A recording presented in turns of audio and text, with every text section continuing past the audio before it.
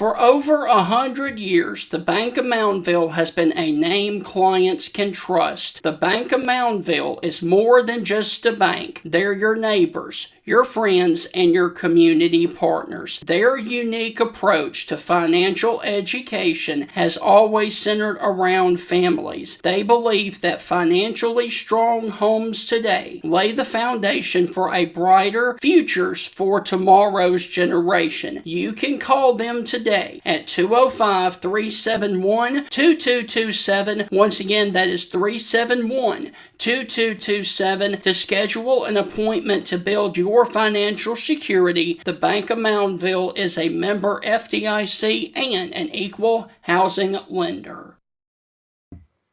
As the week rolls right along, so do we, talking about the rivalry games, and today I am featuring clean old-fashioned hate between Georgia and Georgia Tech there in a matchup in Atlanta on Friday. Now, Georgia is coming into this game having won 7 games in a row over Georgia Tech, and Georgia Tech is trying to beat Georgia for the first time in Atlanta since 1999.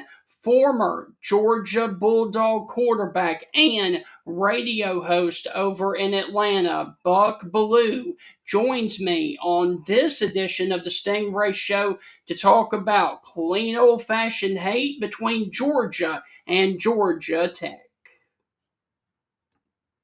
Hi, this is Tim Brando with a reminder. Look out, you're about to feel the buzz of Stingray. This is Stephen Ray, a.k.a. Stingray, coming to you live from Tuscaloosa, Alabama. I'm Heath Hopkins. I'm here in DeSoto County, Mississippi, right outside of Memphis, Tennessee. You know, Mark, I'm going to put you on the spot. Do you feel that responsibility to pay it forward and give some kid a chance coming up in the ranks, kind of like Tony did for you? Why do you think I'm talking to Stingray tonight? Thank you, man. I appreciate that. No, I mean, look, no. Hey, Stingray, Here's the deal. When you get involved with Texas, it's like getting married to a stripper. and let me explain this. It looks good. It's kind of sexy on the surface. Yeah. But then you get the baggage, you get the drama, you get all that eventually comes with it. And that's what you get with Texas, and that's what the Big 12 learned. And Heath, any thoughts on our show moving forward? Hey, with the Stingray Show, if you don't like it, you better learn to love it, because it's the best show going today, baby. Woo! And with that, I want to welcome you inside the Tuesday morning edition of the Stingray Show. We are previewing Clean Old-Fashioned Hate in Atlanta this Friday. However, it is going to be played at a neutral site in the Mercedes-Benz Superdome there in Atlanta. This game will not be played at Bobby Dodd Stadium where it usually is, and Georgia Tech has lost a little bit of luster in this game after losing the last 2 games of the season. They lost to North Carolina State, and then this past weekend, they were eliminated from ACC contention, ACC championship contention, I should say, with the loss to Pittsburgh. And Georgia just keeps rolling right along. To help me break down clean old-fashioned hate between Georgia and Georgia Tech, here is former Georgia national champion quarterback from the 1980 football team, Buck Belue. Buck, how are things with you this morning over there in the great state of Georgia? Well, things are going well. Happy Thanksgiving, Stephen. Great to be on the Stingray Show, man.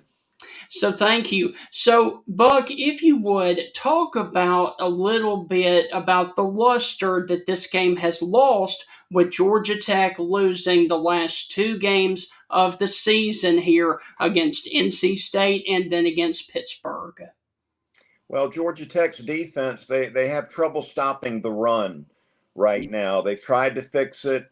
They've been unable to do so. So that is a real problem with the way Georgia wants to come out and run the football in this matchup. But I am a little On edge on this one, though, right now, because I know what Brent Key, who I've got a lot of respect for, this Georgia Tech head coach, has done a wonderful job. And tell you what I love about him that you don't see much.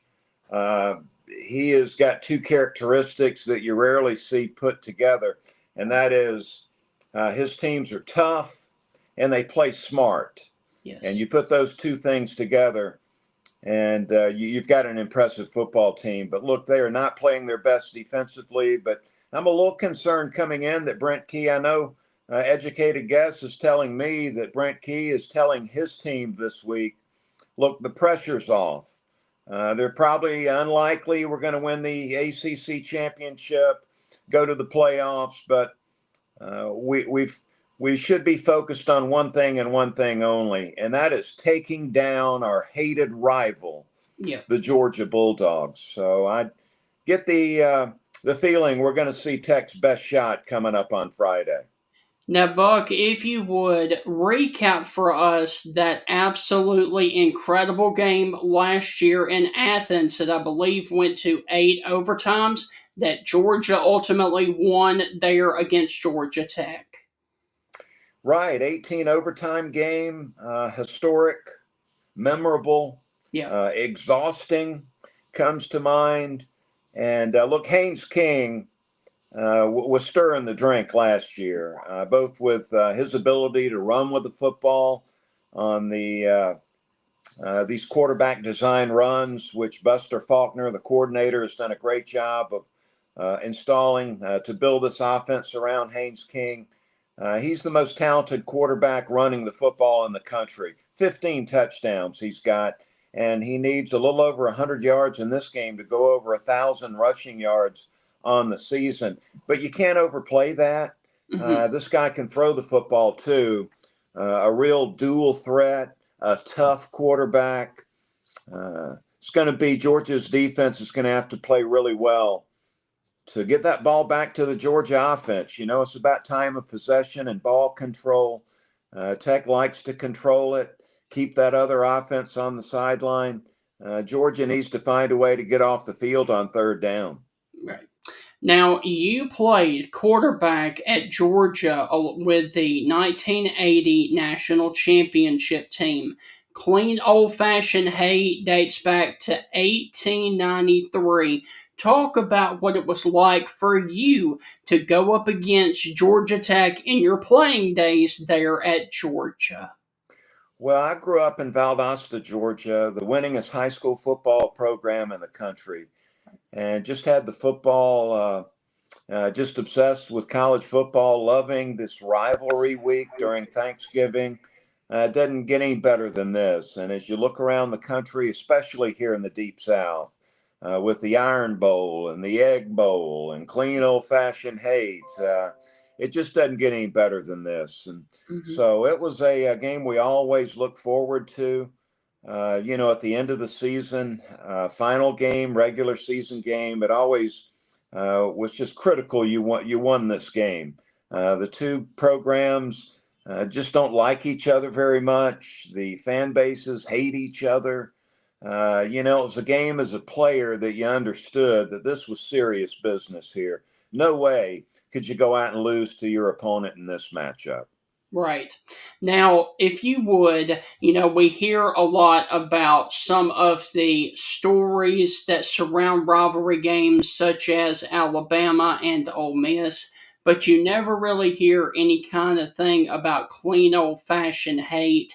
Give us a couple of your fondest memories of the rivalry over the years of clean old-fashioned hate. Well, as far as me as a player, you know, my freshman year in 1978, we got down in the game 20-0, and I had not played for 2 or 3 weeks. And so I was not expecting to play this day. The game was at Sanford Stadium in Athens. We're down 20-0. Coach Vince Dooley, our Hall of Fame coach, came over on the sideline. He says, "Son, go find your helmet. Let's see what you can do." And I thought, wow, okay, where's my helmet? And number two, he doesn't sound like he thinks I'm going to do very much. But we were able to come back and win the game 29-28. And it was probably the most important game in my career. in that I was able to show my teammates, the coaching staff, the fan base that I could help the team win. So that was a huge game for me individually. And then my senior year, we played Georgia Tech in Atlanta, and we're chasing the national title at that point in time. And we had talked about the week in preparation that when we got the ball, our first play was we're going to take a play action deep vertical shot to Lindsey Scott on our first play of the game. And so we did that.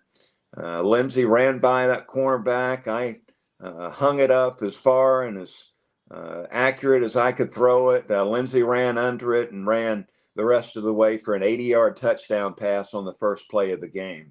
And we went on to win that game. In fact, we were 4-0 against Tech, which was just looking back on it, a wonderful thing. So those are two of the games for me as a player that really stood out in my career. And what about as a fan? Well, there are a lot of things that stand out. I've had my car keyed going over to downtown Atlanta, and I had to leave a game. I took my girlfriend at the time, my wife. Now we went to one of the games there in Atlanta, and we were being verbally abused so badly we had to get up and leave. So, this is some of what you get in these rivalry games. Now, on Friday, the game is going to be played at Mercedes-Benz Stadium instead of being at Bobby Dodd Stadium. What is the latest that you can tell us about why the game was moved to a neutral site? Well, Georgia Tech's time to host the game. There are more seats in Mercedes-Benz than there are at Grant Field. And so it was a little bit of a money grab for the Yellow Jackets in this game. Gotcha. Okay. All right. So when you look at the matchup on Friday, what concerns you the most if you are a Georgia Bulldog about going up against Georgia Tech? Well, it's something we've touched on, and that's Haynes King and his ability to dominate a football game. He's averaging 5 yards a carry. He's got 15 touchdown runs, throws the ball really well too. They've got some playmakers that they can get the ball to, and Malik Rutherford, who's a big play slot receiver. They've got Isaiah Canyon, who is a big X receiver that can be a mismatch in the secondary. And you've got to overplay the quarterback run so much that it leaves you vulnerable against the pass. And that's what makes Tech's offense so dangerous is you pick up an extra blocker when the quarterback runs with the ball. So it really puts a lot of stress and strain on the defense. And then when you overplay the run to slow down the quarterback run, then they can hurt you in the passing game. So stops will be at a premium. Third down play will be huge. And I think what Georgia wants to do, though, in this game offensively, Tech has had a lot of trouble over these last two games of stopping the run. And that's exactly what Georgia wants to do. They've got 4 or 5 running backs they can hand the ball to. Gunnar Stockton, the quarterback, can run with the football too and do some damage. So I think what Georgia wants to do offensively is come out, control the game with their running game, and keep Haynes King and the Jackets over there on the sideline. Now, this is not your typical Georgia defense. This is not the norm, as they are giving up big plays and they are struggling at times this season. What do you attribute that to? Well, this is the youngest team that Kirby Smart's had in his 10 years. So this year they have been playing a lot of underclassmen, have been getting a lot of game action this year. And so they're playing a lot better. I mean, they're playing their best football right now. These young guys have been coached up. They're playing at a higher level now. A lot of guys on the defensive line are underclassmen. So they have been able to elevate their play during the course of the year.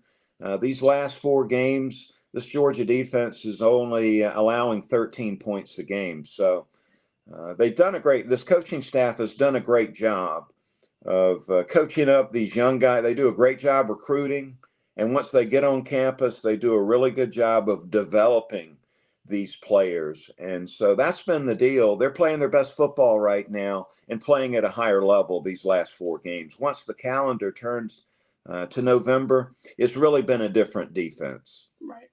Now, let's move ahead just a minute before we get your prediction to the SEC championship game. Their potential opponent could either be Alabama or Texas A&M. In your opinion, which one would be a better matchup for the Georgia Bulldogs? Well, I mean, Alabama's owned them. Yes. Kirby's had some trouble against Nick Saban and now Kalen DeBoer. They did win a big one. You win that national championship game against Alabama, but I'm sure the fan base would be a lot more comfortable taking on Texas A&M if they can get the Aggies. Look, the Aggies have played the easiest schedule in the SEC. They've played all the teams at the bottom of the standings in the SEC. So I still think Texas A&M has something to prove here. Yeah. Late in the season. So that's sort of a no-brainer. Look, not that Kirby Smart and the Bulldogs are scared of anybody, but the fan base would probably be a little more comfortable taking on Texas A&M. The crazy thing is it's not likely they're going to get in the SEC championship game. So that would mean right now Georgia as a 4 seed, if they can take care of Georgia Tech, not make the SEC championship game, they're going to go 32 days without playing a game. Yeah. From Tech into the college football playoffs, getting a bye week, getting their first game would be in the quarterfinals. So they'd go 32 games without playing a game. That's not ideal. No. And we saw what that did to Oregon last year when they got blanked. I mean, absolutely destroyed by Ohio State. Yeah. So look, it is what it is, man. You got to make the best of it. I'm sure they'll, probably try to do something a little different. I'm sure maybe scrimmage a little bit more, but I don't know. I guess the one positive is you get some guys back that are injured right now. Mm-hmm. And Georgia has a couple of injuries that are very impactful. C.J. Allen, I believe, at linebackers, he's the best linebacker I've seen in college football this year. He's not going to play against Tech, and so they're looking maybe for him to get back. There's some players that are dinged up. Having that amount of time off, I mean, you should have everybody back by the time you play in the playoffs. Now, Buck, I'm going to put you on the spot. Who wins on Friday in Atlanta between Georgia and Georgia Tech? And Tech is trying to beat Georgia in Atlanta for the first time since 1999. Who do you give the edge to? Well, Georgia's playing their best football of the season right now. You mentioned this right up top. Tech is playing the worst that they've played this season. A lot to play for here on the Georgia side. I think Georgia is they can handle Haynes King, is the big key here. I think Georgia wins the game. I'm not sure they can cover that 13.5-point gambling line that's out there right now. Not that, Kirby or those guys concerned about that. I like Georgia's chances to get a win on Friday and take care of business in clean old-fashioned hate.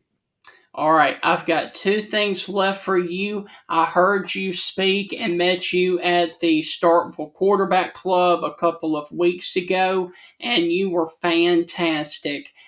Leave us with your favorite John Bond story and your favorite late, great Mike Leach story, please. Well, my childhood friend, John Bond, I get a lot of people that want to talk about our 1980 national championship season, and that would not have been possible without the performance of John and the Mississippi State football team taking down Alabama. I believe that game was in Jackson. Mississippi State able to beat Alabama, so Bama was not able to go undefeated in conference play. We were able to do that, and it gave us an opportunity to win that national championship. So that is my favorite John Bond story, was the great job they did that day taking down the Crimson Tide. Right. and giving us a chance to play for the title. What was the other one? Mike Leach. Yeah, Mike Leach. I came out and I've got my daughter that's a senior at Mississippi State, and we came out for a game a couple of years ago, and Bond got us some sideline passes, and it got to be halftime. And so Coach Leach was walking off the field, going to the locker room for halftime. He looked over and spotted us on the sideline together, and he immediately came over to say hello and talk about his great days. His first coaching job was in Valdosta at Valdosta State, where he and Hal Mummy and they were able to come up with that special offense that they were running, the air raid offense. Dana Holgerson was also on that staff. And, he made the time to come over in the heat of the battle, came over there before he went into the locker room to say hello. And just always appreciated Mike Leach, loved his personality, loved the way he went about and coached the game. I just miss so much seeing him. Right. And I know Mississippi State and their fans miss seeing him too. Just an awesome coach, a great guy. And it's just a pleasure, very memorable looking back and getting to know him. All right, and this just popped up as well. You mentioned Mississippi State. What do you think ultimately Lane Kiffin is going to do? Because that has been the saga for the last 2 weeks surrounding the Egg Bowl. It's all been about Lane Kiffin. What are your thoughts? My thoughts are I believe that his best fit is the Florida Gator program. Look, he grew up admiring the Gators, loving Steve Spurrier. The Gators program is down right now. I do believe it's an easier job right now of impressing the fan bases than, say, LSU, who has been winning at a pretty consistent clip here. Not as big as they want to win, but they're in a better place than Florida, so it'll be easier to look good taking over the Gator program. So I think it's the best fit. I think too, if I had my choice on where I wanted to live, I think I'd live in the Sunshine State over Louisiana. That's just me. I think just connecting the dots, it looks like he's preparing to exit Ole Miss in Oxford. So I'm going to say the best fit for him is Florida. I'm not sure what he's going to do, though. He's got some family considerations to think about. His son, a high school quarterback, daughter in college there at Ole Miss. So this is a complicated thing. Right now, these coaches are in a tough spot when they want to exit and go to another program. The timing is just horrible. So, not an easy place for him to be right now. But I do believe his best fit is at Florida. All right. And finally, you talked about it. You've got kids there at Mississippi State. They take on Ole Miss in the Egg Bowl Friday morning before Clean Old Fashioned Hate kicks off. Who do you have with all of the distraction about the Lane Kiffin stuff? Who do you have winning the Egg Bowl and getting the Golden Egg Trophy? Well, my wife and I will be there. We're taking Thanksgiving to Starkville this week. So we'll be loading up the car and heading to Stark Vegas to take in the game. So we are hoping, I'm hoping to see this freshman quarterback from Mississippi State get in the ball game, make some plays, and would love to see Mississippi State send Lane Kiffin out a loser as the head coach at Ole Miss. That's what we're hoping for. Now, Buck, you also have a radio show that is there in Atlanta. Please let our viewers and listeners know where they can listen to you in Atlanta. Well, I'm at 680 The Fan in Atlanta. I've been there 25th year. Okay. It's been a great run there. You know, when I was hired, the owner of the station, it's family-run business, I asked him what would be a good run, and he said 5 years. So I just feel really blessed. 25 years in, it's been a wonderful opportunity for me, and I just love it. They can find that at 680thefan.com. You can get the 680 The Fan app, which my mom does down in Valdosta, is able to listen to the show that way. But we're on 6 to 8 in the evening, Monday through Friday, and just continue to love the business and love being a part of it. Oh, yes. And Buck, I've asked all of our guests this week, with it being Thanksgiving, what are you most thankful for? Well, it's family. Mhm. It's just a wonderful wife and 3 children. It's just been a dream come true. And we're all excited about being together on Thanksgiving Day. Buck, as always, thank you for taking time to join me. I would love for you to come back on and we talk about your career at Georgia, and especially that 1980 national championship run.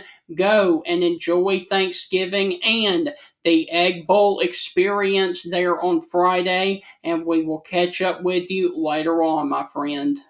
Thanks so much. It's been a pleasure being with you. All right, thank you.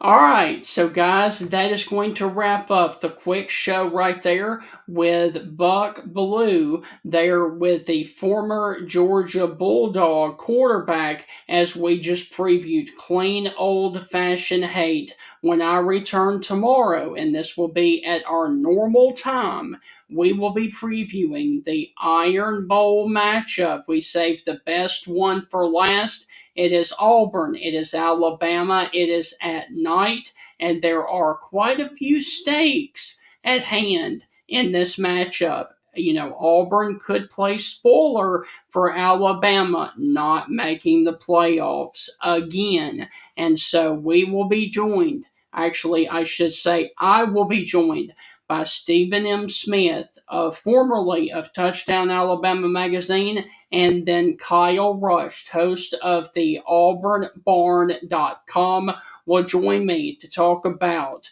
the Iron Bowl rivalry tomorrow morning at 8:30, right back here on social media. Hope you guys have a wonderful rest of your Tuesday. We will see you on the Wednesday morning edition of the Stingray Show, if I could talk correctly, and we will see you then.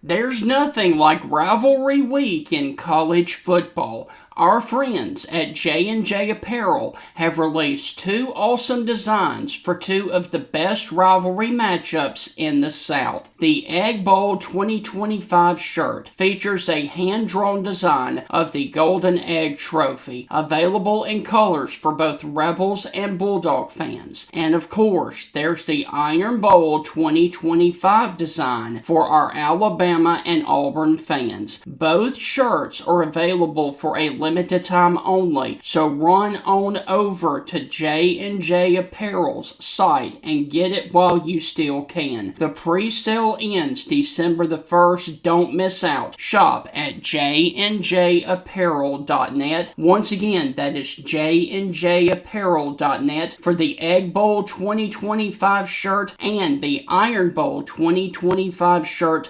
available through J&J Apparel.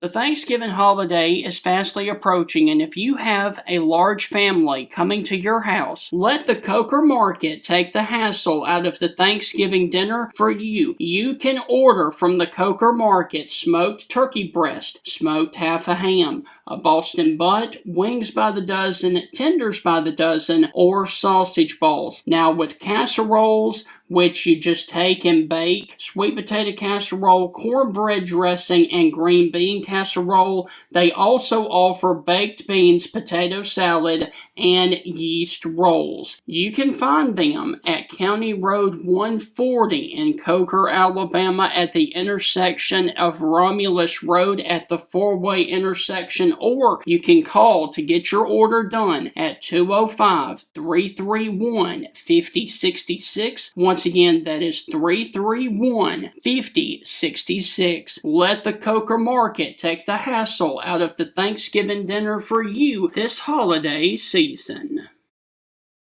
Ladies and gentlemen, Bill Ferguson of South's Finest Meats, the official sponsor of the Stingray Show, has a message for you. Everything we do here is fresh and custom made, custom to order. I tell people when they come in, if you don't see what you like, ask somebody. We've got the capability to process it, make it. If you want a different blend of hamburger meat, we'll do you a brisket blend. We'll do you a chuck blend. We'll do you a sirloin blend. We do all that right here. We are a butcher shop. That's what we do. So please don't be afraid to ask if you don't see what you like. We can make you any size patty you want. We can make you any amount you want. People call me and say, well, how many patties come in the box? Well, ma'am, how many would you like in a box? You want 12, we'll put 12. You want 25, we'll put 25. That's just one of the many things that South's Finest Meats has to offer, the official butcher shop of the Stingray Show.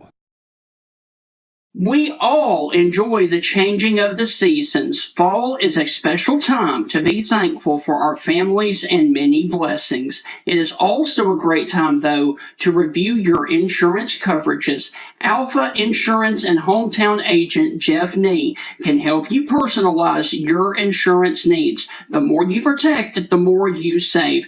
With helpful customer service teams right here to serve you in Alabama and over in Mississippi, you can count on Alpha to provide the insurance plan that provides the protection that you need.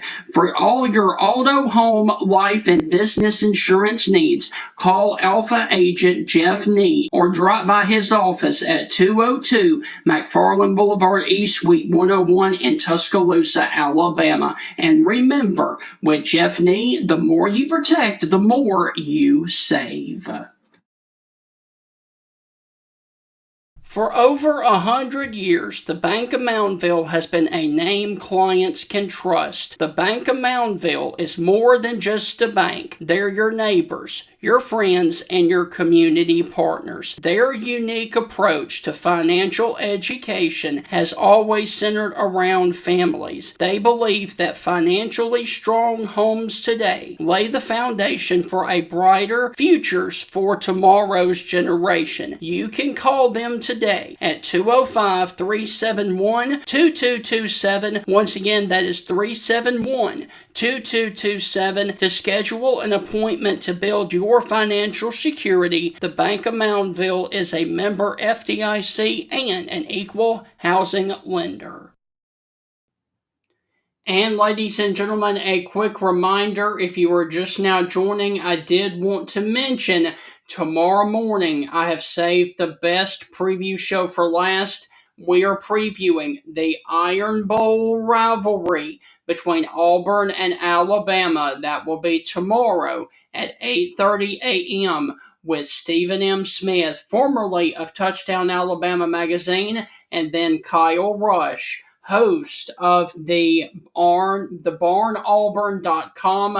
Both gentlemen will join us to preview the 2025 edition of the Iron Bowl tomorrow, right here on the Stingray Show. And please be safe out there in your travels as you are traveling around today in Alabama and over in Mississippi, as it is going to be a rather wet one. It is going to be damp on the roads. Be safe, and we will see you tomorrow morning at 8:30 right here on the Stingray Show.